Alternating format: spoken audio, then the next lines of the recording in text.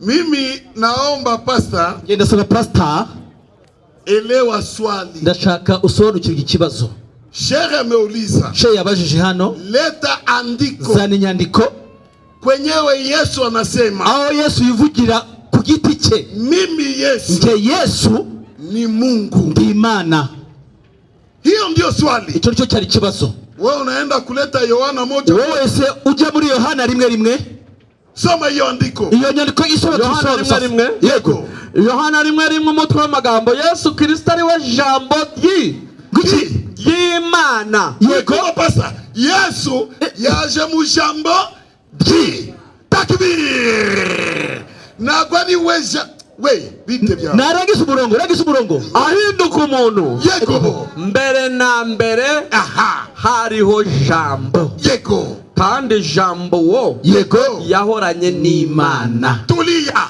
Hapo ndio pastor anasema. Aho ngo pastor ari kuvuga huyu neno ujambo ni Yesu. Ngo ni Yesu. Acha tuulize Yesu. Reka tubaze Yesu wewe Yesu. Niko Yesu Ijambo ni wewe. Ni wewe ijambo bavuze muri Yohana rimwe. Ni wewe. Cyangwa ni ryawe. Yohana 14:25. Yohana 14:25. Yesu ati. Ariko utankunda. Ariko utankunda. Yego. Nitondera amagambo yanjye. Yego. Kandi. Iryo jambo mwumvise. Iryo jambo mwumvise. Yego. Sijanje. Acha. Ahubwo. Ni rya data wantumye. Takbir. Acha. Pastor anatingiza kichwa. Anasema huyu jamaa alisoma kweli. Tena nilikuwa napata ma distinction tu.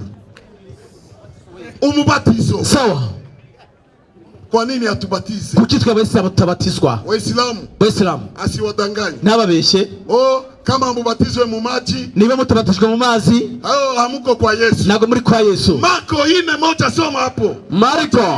Mariko igice cya 4 ku murongo wa mbere. Yego. 1:4. 1:4. Yego. Mariko 1:4. Sawa. Haranditse agira ati niko Yohana yaje abatiriza abantu mu butayu. Nataka kila mtu afate vizuri. Ndashaka buri muntu wese hano akurikira urunyandiko ajya yisubiza abavandimwe ba Kristo. Pastor hapa haunikwepa. Pastor hano ntabyo gukwepa. Soma. Abwiriza abandi by'umubatizo wo kwihana ngo babarirwe ibyaha. Yego. Nasikia huyu Yohana alikuja anafundisha watu mambo ya ubatizo. Yaje yigisha abantu kubyerekeye umubatizo. Abatuye mu gihugu cy'Yudaya. Wote watu waliishi hapo. Abantu batuye Yudaya hariya.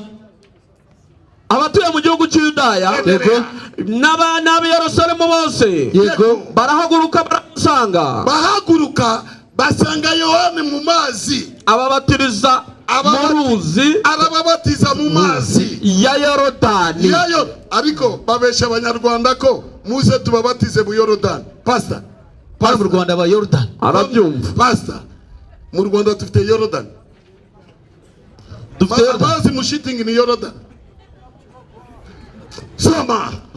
Bavuga ibyaha bakoze. Uri kumva? Bavuga ibyaha bakoze. Niba Yohana yarabatije Yesu kubera umubatizo w'ibyaha, Yesu yaravuze ibyaha.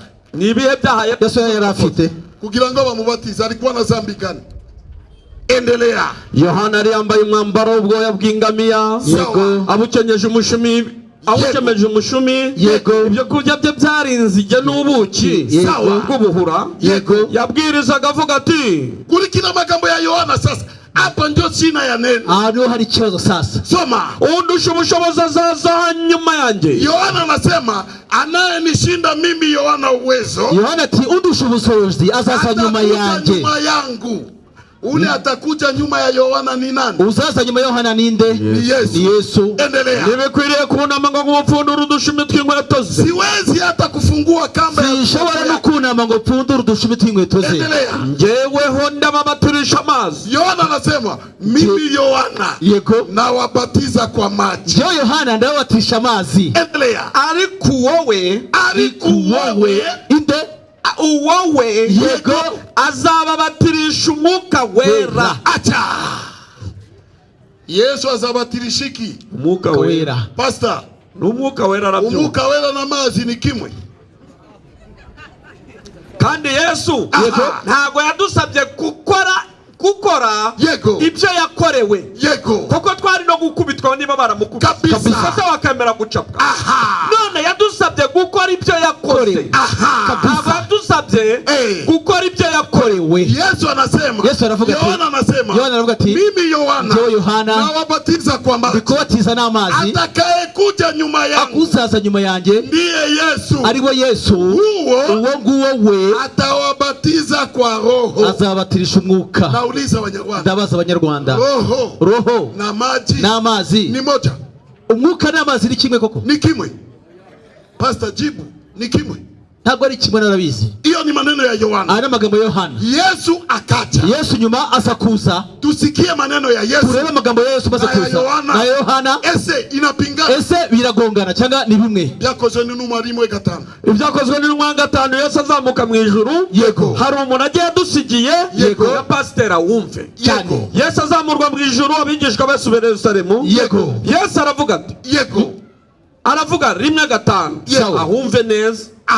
Kuko mukurikire. Yesu aravuga kuko Yohana yabatirishaga amazi. Yego. Yesu aravuga kuko Yohana yabatirishaga amazi, ariko mwebweho mu minsi mike muzabatirishwa umwuka wera. Mwuka wera na amazi. Pasa mungali kumaji. Yesu naraza. Yesu